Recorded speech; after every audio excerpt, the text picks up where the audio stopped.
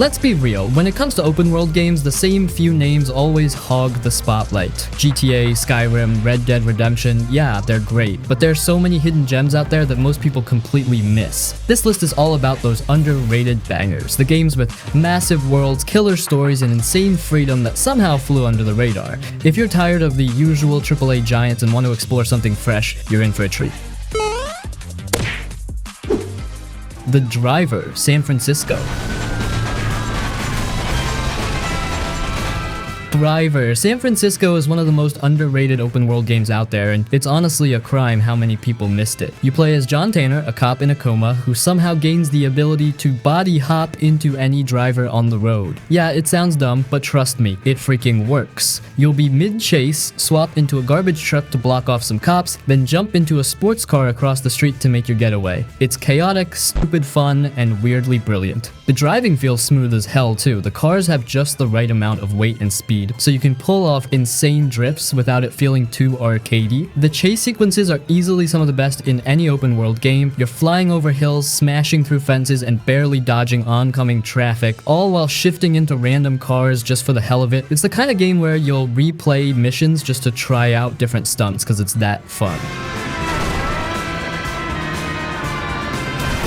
And the world is amazing. San Francisco looks gorgeous with its steep hills, winding roads, and open highways. The city is packed with side missions, street races, and random challenges, but the real fun is just messing around. You'll spend hours swapping between cars, pulling off stunts, and causing absolute chaos. The story's surprisingly solid too. It's got this trippy, dreamlike vibe since it all takes place in Tanner's coma, which gives the game a weird, surreal edge. The characters are nothing special, but the whole thing has this cool action movie feel, and it doesn't take itself too seriously. Plus, the 70s style soundtrack absolutely slaps. It makes every chase feel like a scene straight out of a car chase movie. Honestly, Driver, San Francisco is just stupidly fun. The shifting mechanic makes it completely unique, and the driving is so satisfying that you'll keep coming back just to mess around. If you love open world games and you haven't played this, you're missing out on one of the most creative driving games ever made. I enjoy it now, Jericho, because in the real world, I'm gonna break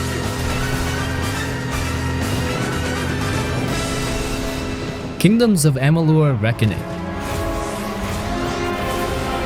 Kingdoms of Amalur Reckoning is one of those open-world RPGs that kind of flew under the radar, but man, if you're into fantasy games, you need to give this one a shot. It's got a massive world, fun combat, and a ton of stuff to do, making it stupidly easy to lose hours without even realizing it. You play as the Fateless One, which is a fancy way of saying you died, but came back to life with no fate or destiny. Basically, you're a wild card in a world where everyone's life is already mapped out. The plot has you trying to rewrite fate itself, which is actually a pretty cool setup. The main story is solid, but the real meat of the game is in the side quests and exploration. Now, the combat is where Amalur really shines. Unlike most RPGs that stick to slow, clunky combat, this one is fast, fluid, and honestly kinda addicting. You can chain together magic, melee, and ranged attacks, and it all flows smoothly as hell. You've got crazy flashy moves, finishers that feel super satisfying, and tons of skill trees to mess around with. It almost feels more like an action game than a traditional RPG, which makes even basic fights feel fun. The world is huge and packed with stuff to do. You've got lush forests, creepy swamps, and massive cities to explore. Sure, the world design isn't as open-ended as Skyrim, but it's still big enough to get lost in. You'll find yourself wandering into caves, clearing out bandit camps, and stumbling onto random quests that'll keep you busy for hours. I'll go to the wilds and rejoin. Now I shall. Visually, Amalur still holds up thanks to its colorful, almost fable-like art style. It's got this vibrant, fantasy book look that makes the whole world feel bright and alive even when you're battling massive monsters. And the music and sound design, straight up top-tier fantasy vibes. But what really makes this game so easy to sink time into is just how smooth and fun the gameplay loop is. You'll set out to do one quest, then get distracted by some cool cave or side mission, and before you know it, you've been playing for 6 hours. The combat's fun, the world's packed with content, and there's always something to do, whether it's crafting weapons, looting dungeons, or upgrading your gear.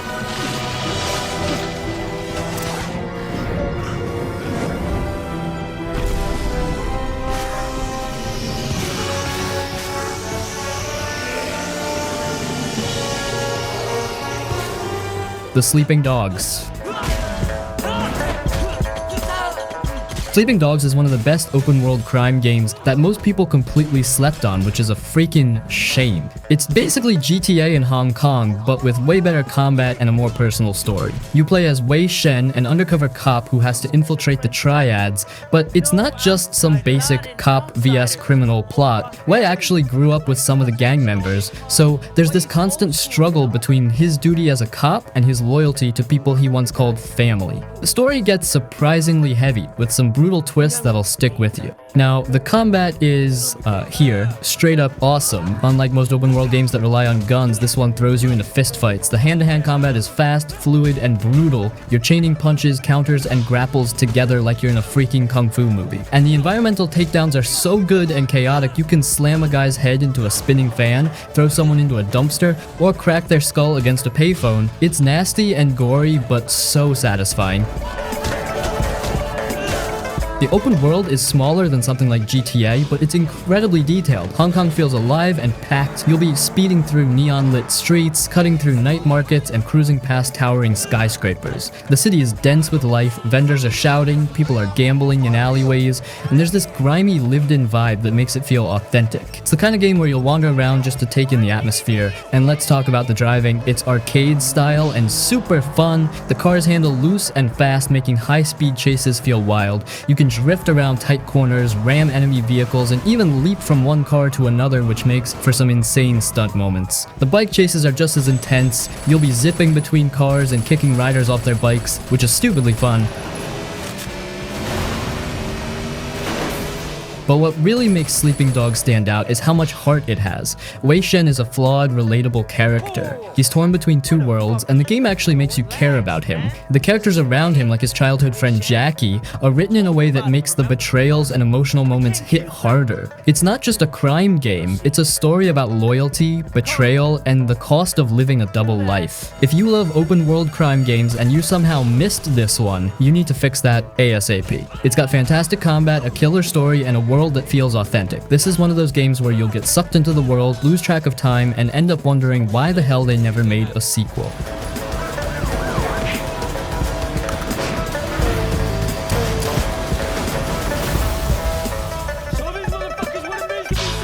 Mad Max. Mad Max is one of the most slept-on open-world games out there. Seriously, if you love games with gritty worlds, brutal combat, and badass vehicles, you're missing out if you haven't played this one. It's set in the Mad Max universe, which basically means desert wastelands, violent warlords, and total chaos. You play as Max, just a broken dude trying to survive in a world gone to hell. The story is simple but effective. Max gets ambushed by Scrotus, a warlord with a face only a mother could punch, and has to rebuild his car, the magnum opus, to take him down. But it's not just about revenge. The whole game is about surviving the wasteland, which is honestly half the fun. Now, the car combat is where this game really shines. You're tearing across the desert, ramming into enemy vehicles, and blowing them up with harpoons and flamethrowers. And bro, it never gets old. You can hook enemy cars with a harpoon and yank the driver out, or rip their tires off and watch them spin out of control. You'll plow through convoys, take out massive war rigs, and leave flaming wreckage in your wake. It's pure chaos in the best way possible.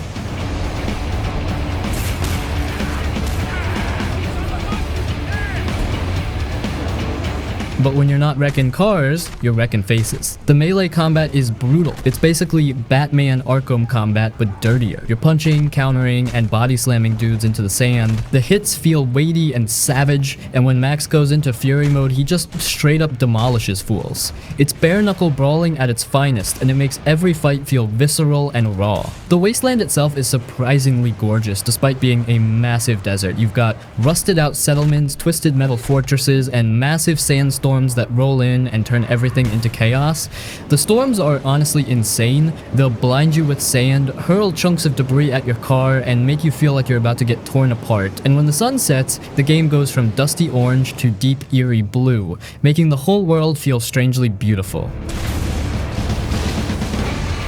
There's also a ton of stuff to do. You'll be clearing out enemy camps, taking down sniper towers, and scavenging for scrap to upgrade your car and gear, and the upgrades actually feel worth it. You'll add armor, spikes, and ramming bars to your ride, making it look like something out of a heavy metal album cover. Max himself can also be upgraded. You'll boost his health, fighting skills, and abilities, which makes the later game fights even more fun. What makes Mad Max so freaking addictive is how well it nails the vibe. You're constantly on the edge of survival with limited fuel, ammo, and supplies, which makes every encounter feel tense. You're fighting over scraps, raiding convoys, and watching the desert swallow everything whole. It's grim, dirty, and savage, and that's what makes it so damn fun.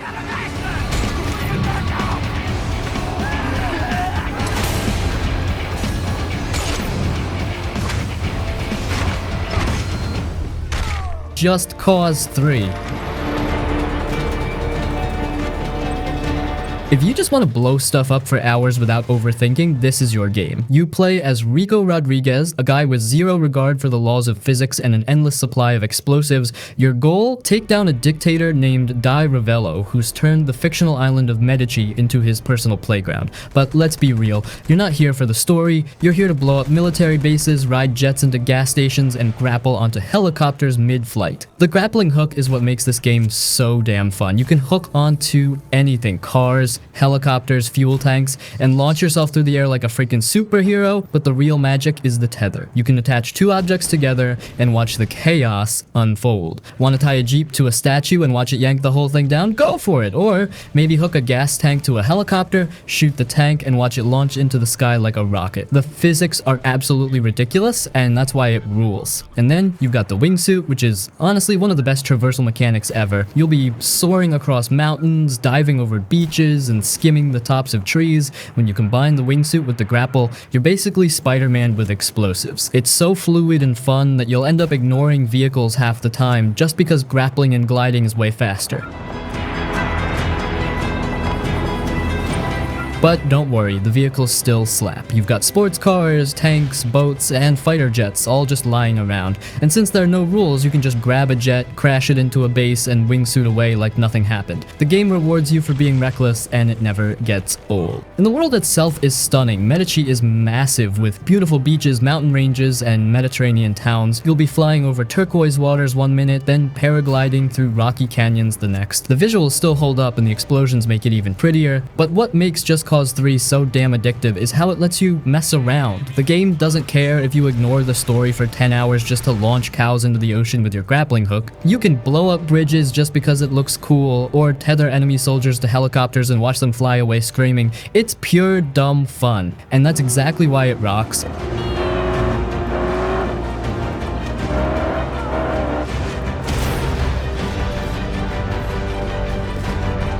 Dragon's Dogma Dark Arisen.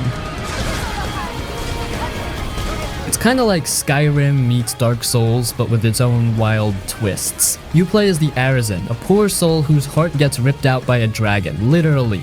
But instead of dying, you're cursed to hunt the dragon down and get your heart back. Pretty metal, right? The story isn't the main draw here though. It's the world, the combat, and the absolute freedom it gives you that makes this game freaking special. Let's talk combat, because it's easily some of the best in any RPG. You've got swords, bows, and magic, but the real fun comes from how weighty and satisfying it all feels. Fighting big monsters is where this game really goes nuts. You're not just whacking away at a giant cyclops, you're climbing up its back, stabbing it in the eye, and hanging on for dear life as it tries to shake you off. It's basically Shadow of the Colossus combat, but with more freedom and way more chaos. And the magic spells? Insane. You can summon freaking tornadoes, call down meteors, or unleash a wall of fire that torches everything in sight. The visuals and effects make magic feel massive and destructive, not just some basic sparkles. And the melee classes are just as fun. You'll be vaulting over enemies, slashing through crowds, and pulling off crazy combos. But the pawn system is where Dragon's Dogma really stands out. You create a main pawn, basically an AI companion, and customize everything about them. Their appearance, voice, class, you build them from scratch. Then, while you're offline, other players can recruit your pawn into their world, and they'll gain experience and loot. It's a brilliant system that makes the world feel weirdly connected, even though it's a single-player game. And you can recruit other players' pawns too, which means you'll always have a squad of skilled fighters by your side. The open world is huge and dangerous. Unlike most RPGs where you can fast travel everywhere, Dragon's Dogma makes you work for it. You'll be trekking through forests, scaling cliffs, and crossing dangerous plains where you'll get jumped by bandits or chased by a griffin. And when night falls, it gets genuinely terrifying. The world goes pitch black and you can barely see more than a few feet ahead. You'll be stumbling around with a lantern while wolves and ghosts stalk you in the dark. It's tense as hell, and it makes the world feel way more dangerous. What makes Dragon's Dogma so damn special is how unpredictable it is. You'll be riding on a griffin's back thinking you've won the fight, only for it to randomly crash into a forest, turning the battle into a desperate ground fight. You'll be wandering at night only to get ambushed by a freaking chimera you weren't ready for. It's raw, unscripted chaos, and it makes every session feel different and exciting.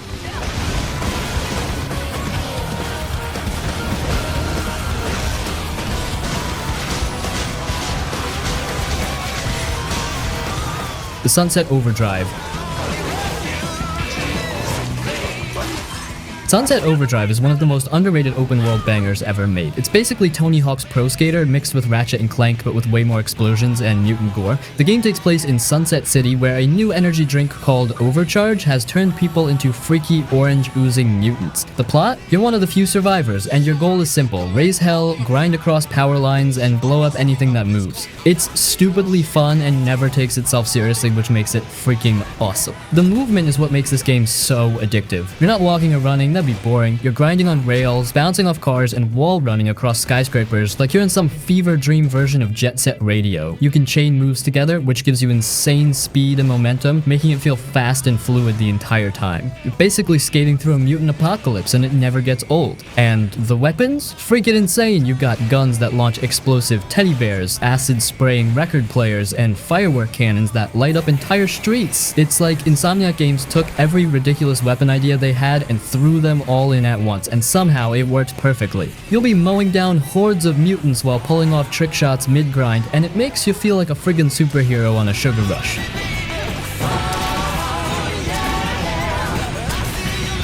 The enemies are just as wild. You've got mutants that explode into orange goo, massive bosses that hurl debris, and psychotic human factions trying to take you down. And the game throws them at you in waves, forcing you to stay on the move. If you slow down, you're done for. But the faster you go, the more stylish and chaotic the combat gets. The world itself is bright, colorful, and ridiculous. It's like someone spilled a giant bag of Skittles on a post-apocalypse. There are graffiti-covered skyscrapers, neon-lit factories, and over-the-top set pieces everywhere. You'll be grinding through roller coaster tracks, bouncing off inflatable billboards, and skating across power lines while the world explodes around you. It's pure, colorful mayhem. And the humor is on point. The game is constantly poking fun at gaming tropes and breaking the fourth wall. The characters make fun of side quests, joke about fetch missions, and roast game cliches in a way that actually feels funny instead of forced. It's self-aware without being obnoxious, which makes it feel genuinely fresh. What makes Sunset Overdrive so freaking good is how it doesn't give a crap about realism. You're flying through the air, doing backflips, and blowing up mutant hordes with fireworks, and the game just wants you to have fun. There's no overly serious story, no boring downtime, just pure, fast-paced chaos.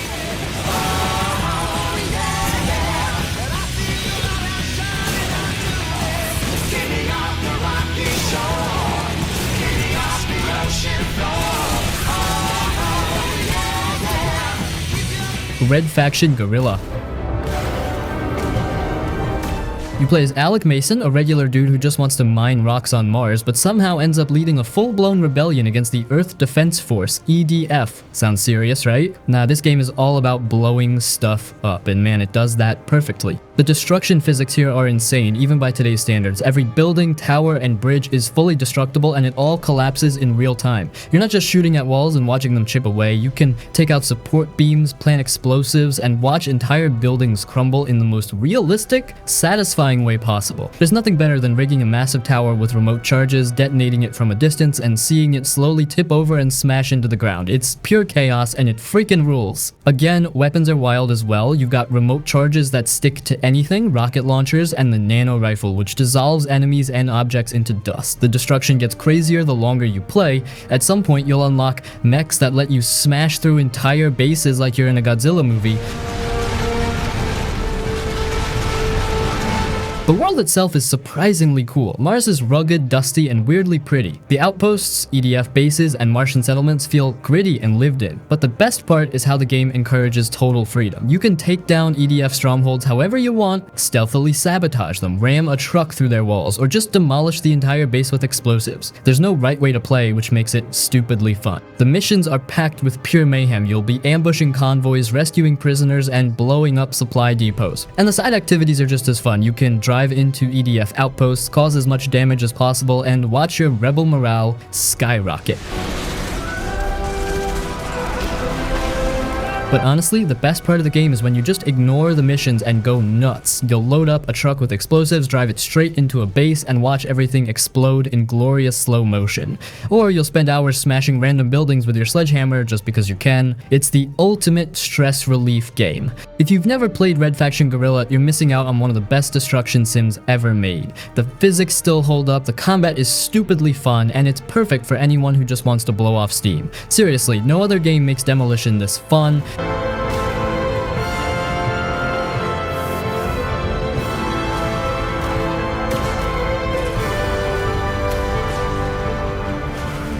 The Saboteur. Hang on.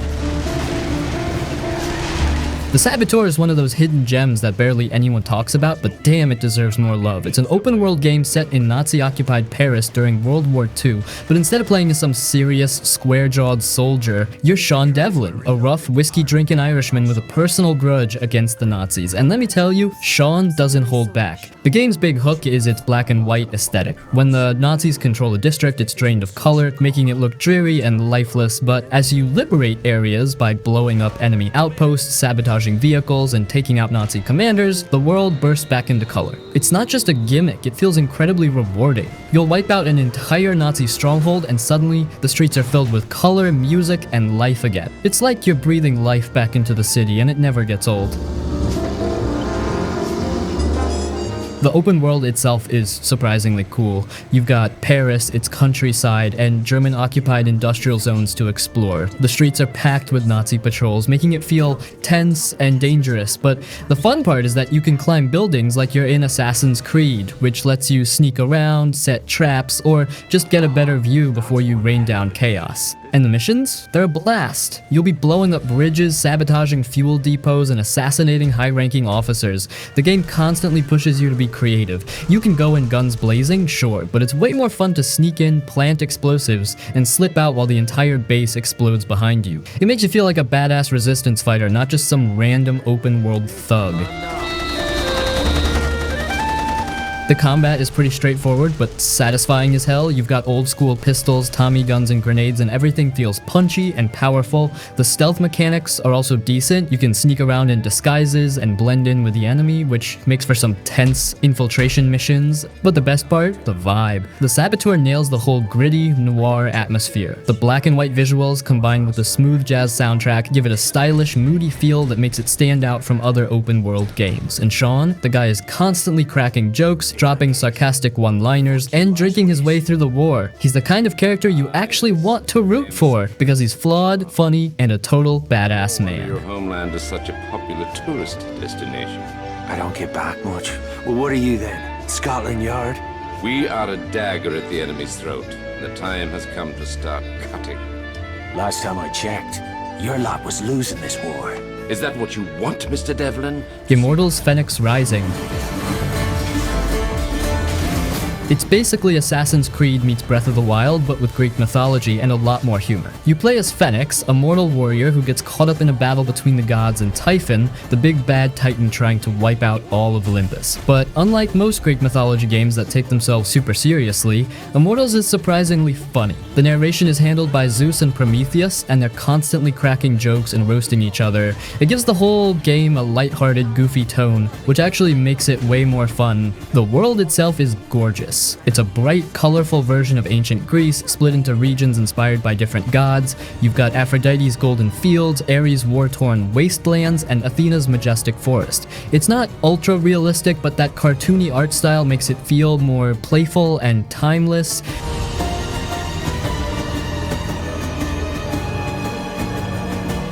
The gameplay is where it really shines. You've got fluid, fast-paced combat that's easy to pick up but super fun to master. Fenyx can use a sword for quick slashes, a heavy axe for devastating hits, and a bow for ranged attacks. The game throws a lot of enemies at you, from harpies and minotaurs to mythical bosses, and the combat flow is slick. You'll chain together light and heavy attacks, dodge roll like a madman, and fire off godly powers to wreck groups of enemies. It's got just the right amount of challenge without being punishing. And then there's the puzzle solving, which is actually fun. You'll find vaults scattered across the map, which are basically Greek mythology themed dungeons. Inside, you'll have to solve platforming puzzles, move objects with telekinesis, and activate switches using clever tricks. They're creative without being frustrating, and they break up the combat perfectly. The exploration is super rewarding. You'll glide across the map, climb mountains, and discover hidden challenges. It's got that Breath of the Wild freedom where you can see a cool spot in the distance and just go there, and along the way you'll find chests with new gear, hidden secrets, and mythical creatures to fight. Oh, and the customization is surprisingly deep. You'll find armor sets, helmets, and weapons with different stats and abilities. You can upgrade your gear, tweak your abilities, and make Fenyx feel like your own unique character.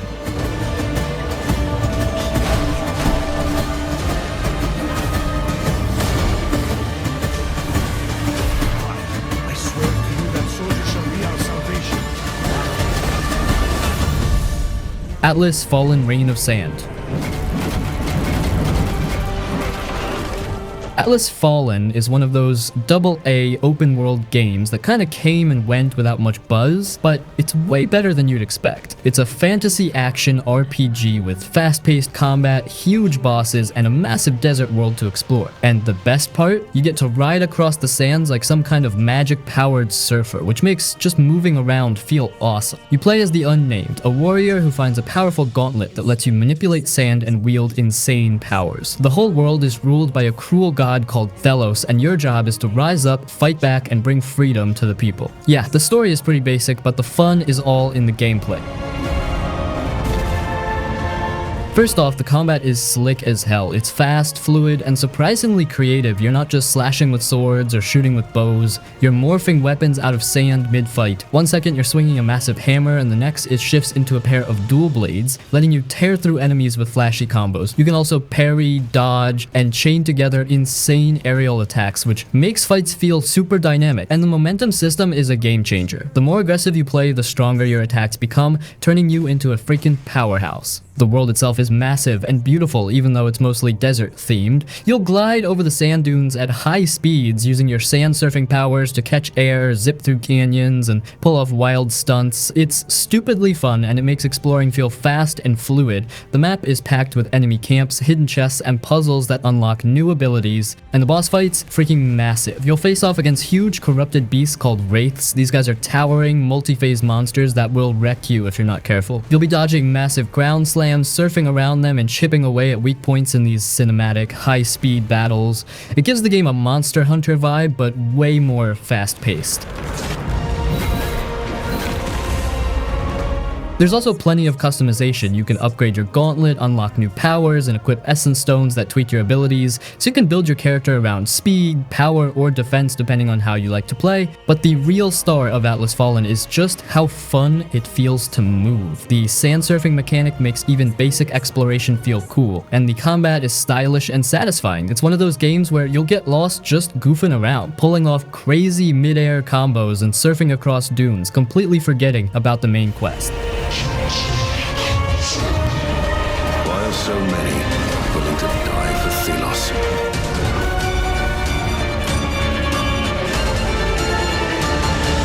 Submerged Hidden Depths.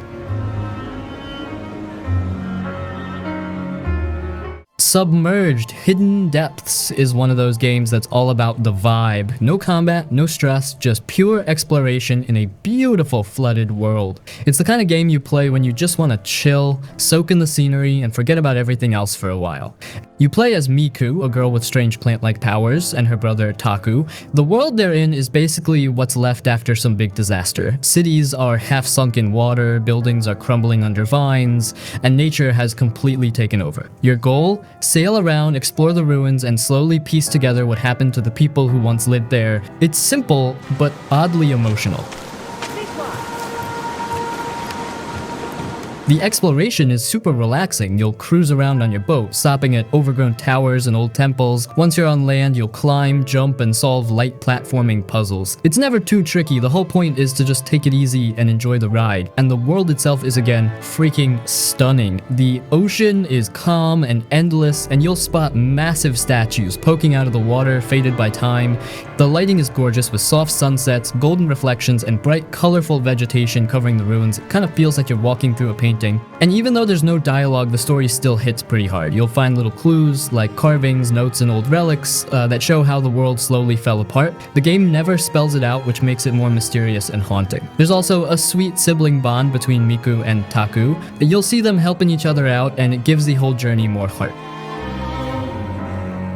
What's cool is how immersive the whole thing feels. When you're sailing, the water looks and sounds super calming. You'll glide across gentle waves, sometimes spotting sea creatures beneath the surface. And when you pull up to a location, the soft music kicks in, making the whole thing feel peaceful and almost dreamlike. Submerged Hidden Depths is one of those games that sneaks up on you. You start it just wanting a quick casual game, but before you know it, you're lost in its world, fully chilled out. It's the perfect game for when you want to zone out and just vibe. No fights, no timers, just pure laid-back exploration.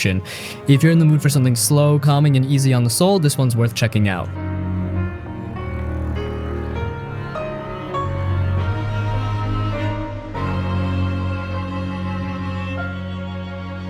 Arisen 2 Dark Waters.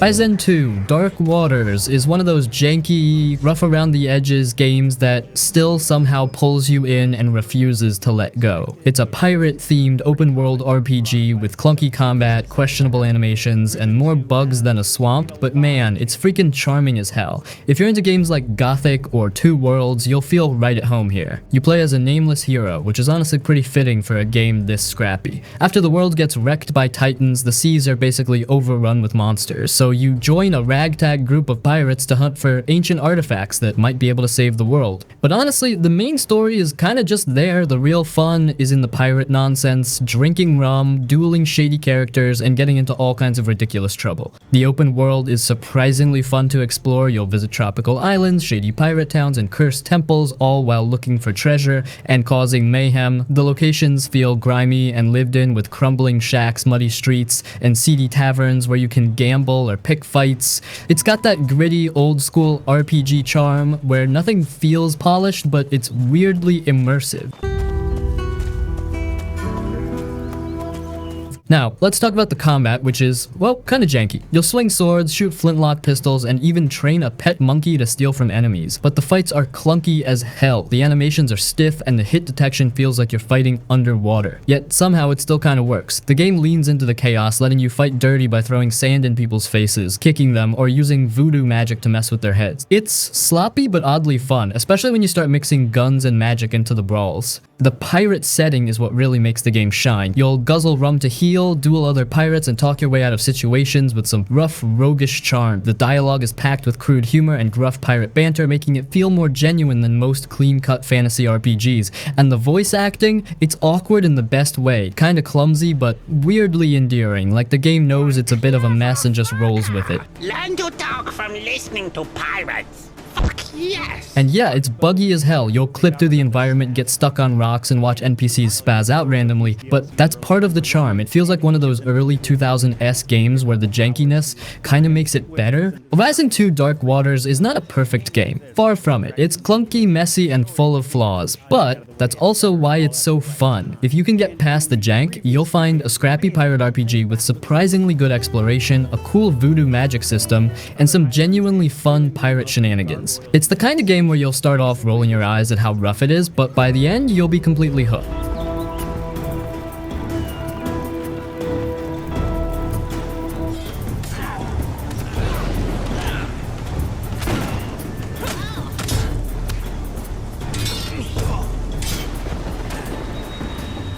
The Sinking City. The Sinking City is one of those slow burn, atmospheric, open world games that sucks you in with its creepy vibe and keeps you guessing the whole way through. It's a Lovecraftian detective story, which means you're in for a lot of weirdness, some trippy mind-bending moments, and plenty of unsettling encounters with stuff that shouldn't exist. You play as Charles Reed, a private detective who shows up in Oakmont, a city that's literally drowning under a supernatural flood. The place is falling apart, streets are flooded, buildings are crumbling, and the people are losing their minds. Everyone's either suspicious, crazy, or both, and they all look like they haven't slept in years. You're there to investigate the mystery behind the city's descent into madness, but you've also got your own demons to deal with. Charles keeps having disturbing visions and hallucinations, which only get worse the longer he stays. The detective work is the heart of the game. You'll explore crime scenes, gather clues, and piece together what's going on, but unlike most games, it doesn't hold your hand. There's no blinking objective marker or flashing arrows telling you what to do. You actually have to think like a detective, cross-reference clues, use old-school map coordinates, and figure stuff out on your own. It makes you feel like you're solving real cases, which is pretty rare in games. The city itself is creepy as hell. The streets are half flooded, so you'll travel by boat gliding past rotting houses and abandoned piers. Sometimes you'll spot disturbing stuff like mutant fish people dragging bodies or half-sunken wrecks with strange symbols painted on them. The whole place feels sick and rotting, and the oppressive fog makes it even more unsettling. It's the kind of game where you'll find yourself constantly on edge just from the atmosphere alone. And then there's the combat, which, well, isn't the highlight, let's be real. You'll fight nightmarish creatures, slimy tentacled horrors straight out of Lovecraft's fever dream. You'll shoot them with old school guns, but the aiming feels a bit clunky and ammo is super limited, which makes every encounter feel tense and desperate. The game isn't really about the action though, it's about the dread and mystery, and it nails that perfectly. What makes the Sinking City stand out is how immersive and bleak it feels. The people in Oakmont are just as disturbing as the monsters. You'll meet cults, corrupt cops, and rich families with dark secrets, and they're all messed up in their own way. The game doesn't shy away from uncomfortable themes, making the whole thing feel grim and oppressive.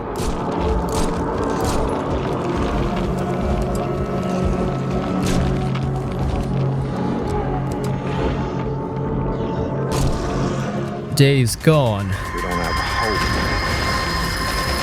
for a better life. Alright, at this point, Days Gone has, well, it's aged like a friggin' beast. It's a post-apocalyptic, open-world game where you're just a guy, his bike, and a whole lot of zombies. But what makes it stand out is how personal and grounded it feels. It's not about saving the world, it's about surviving it. You play as Deacon St. John, a gruff, no-nonsense biker who's barely holding it together. The world's gone to hell, and he's still clinging to the hope that his wife, Sarah, might still be alive. But don't expect some cheesy, over-the-top action hero. Deacon's just a broken dude trying to keep going, and that gives the whole game this raw, human feel that a lot of post-apocalyptic stories miss. The open world is straight up gorgeous. You're out in the Oregon wilderness with forests, mountain roads, foggy marshes, and abandoned towns falling apart. But it's not just for show. The weather actually matters. Rain messes with your visibility, mud slows you down, and freakers are more aggressive at night, making every ride feel unpredictable. And the bike, yeah, it's not just for looks, it's your lifeline. You'll need it to get around, but you also gotta take care of it. Run out of fuel? Good luck hoofing it across the wilderness with freakers closing in. The bike feels like an extension of Deacon, which makes it way more meaningful than your average open world vehicle. Upgrading it with better speed, handling, and nitro boosts makes it feel like your own personal escape pod. But the real stars of Days Gone? The hordes. Good god, these things are freaking terrifying. You'll wander into a sawmill or a gas station, thinking you're clearing out a few freakers, and suddenly, BAM! You're being chased by hundreds of them. And they don't just stumble around, they sprint, climb, and swarm you like a damn tidal wave. It's pure chaos. You'll set traps, chuck molotovs, and pray you've got enough ammo to make it out. The combat itself is satisfying as hell. You'll use everything you've got, guns, melee weapons, crossbows, and explosives, but ammo is constantly running low, so you gotta be smart. There's also stealth, which actually works well here. Sneaking through enemy camps, silently taking out raiders, or using freakers to wipe out rival factions never gets old. And even with all the action, Days Gone still hits you in the feels. The relationship between Deacon and Boozer is surprisingly genuine, two broken guys leaning on each other. Boozer's struggle with his injuries and Deacon's constant guilt make their friendship friendship feel real, not just another side character subplot stuff. Days Gone is one of those games that sneaks up on you. You go in expecting another zombie game, but what you get is a grounded, emotional story about loss, hope, and survival. And the more time you spend with it, the more it hooks you. It's gritty, messy, and doesn't pull any punches, making it one of the most underrated open world experiences out there. If you missed it at launch, you owe it to yourself to play it now. What does it matter if everyone else is dead?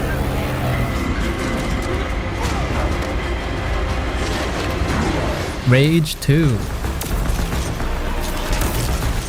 Rage 2 is the definition of a dumb, fun time, and I mean that in the best possible way. It's not trying to blow your mind with deep storytelling or emotional moments. Nah, this game just wants you to go nuts, blow stuff up, and have a damn blast doing it. It's basically Mad Max on bath salts with bright neon colors, insane weapons, and open-world chaos that never takes itself too seriously. You play as Walker, a no-nonsense badass living in a post-apocalyptic wasteland. The story? It's there, technically. You're fighting against some evil authority that's trying to control the world, but once again, I know, and let's be real, nobody's here for the plot in these games, you're here for the carnage. The game throws you into a massive open world filled with roving bandits, mutant freaks, and oppressive military goons, and it gives you every tool you need to make them all regret existing. And man, the combat, holy crap. It's fast, brutal, and just pure mayhem. You've got over-the-top guns, but the real fun comes from the abilities. You'll slam into the ground, sending enemies flying like ragdolls. You'll dash around at super speed, crushing skulls before they even see you, and you've got this psychic push move that lets you yeet people off cliffs or into exploding barrels. It's stupidly satisfying.